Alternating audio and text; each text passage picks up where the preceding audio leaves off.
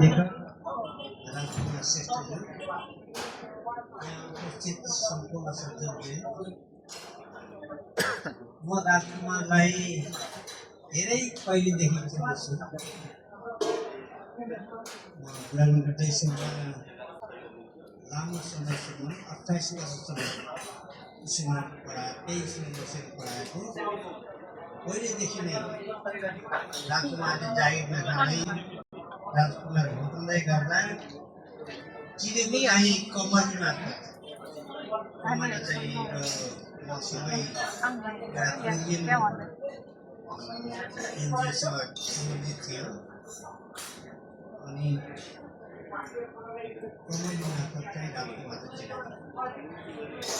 अहिले एकजना सँगै आउने साथीले भन्नुहुन्थ्यो कवि भएर चिनेकोस् भन्नुहुन्थ्यो। कवि भएर होइन, राजकुमार भएर चिनेको। उहाँले यो मलाई के लाग्छ भने म पनि कविता लेख्छु, म पनि गीत लेख्छु।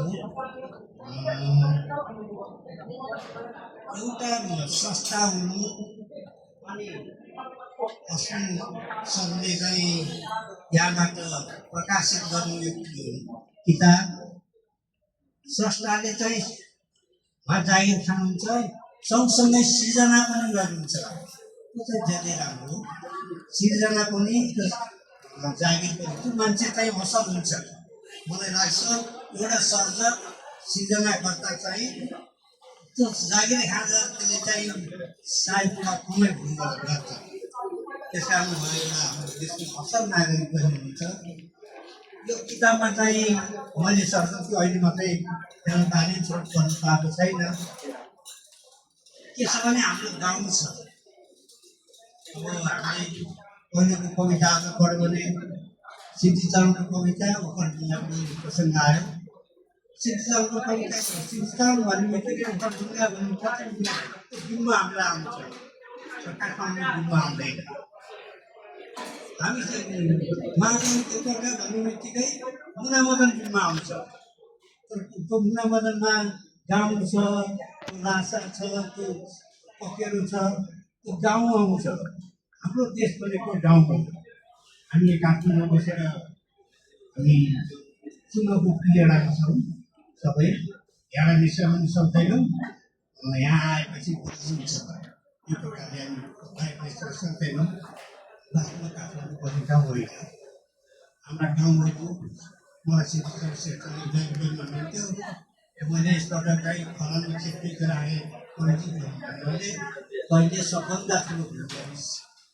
हाम्रो गाउँमा व्यक्ति भन्दैन, तर किन भन्ने ठाउँहरू भन्नुहुन्थ्यो।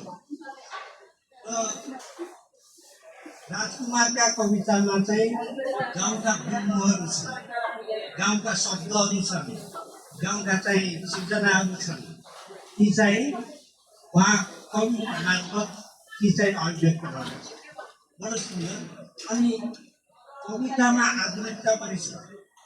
त्यो प्रस्तुतिको भावको शैलीको प्रस्तुति चाहिँ एकदम आधुनिकपन छ। साँच्चै नै उहाँ कवि भएर एउटा कवि लेख्नुभएको छ। अब यो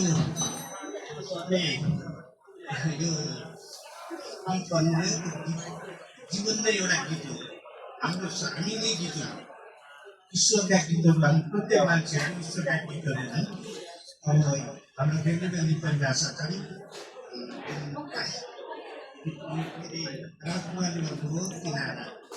हाम्रो देश किनारामा धेरैबाट किनारामा लाँदै धकेल्दै गर्दाखेरि अहिले हाम्रो चाहिँ किन भइरहेको छ विभिन्न कुराहरू छन्। अहिले देश दुःख पाएको त्यही किनारामा लाँदै धकेल्दै गरेको हुनाले हो। यही प्रतिबिम्ब यो किताबमा छ।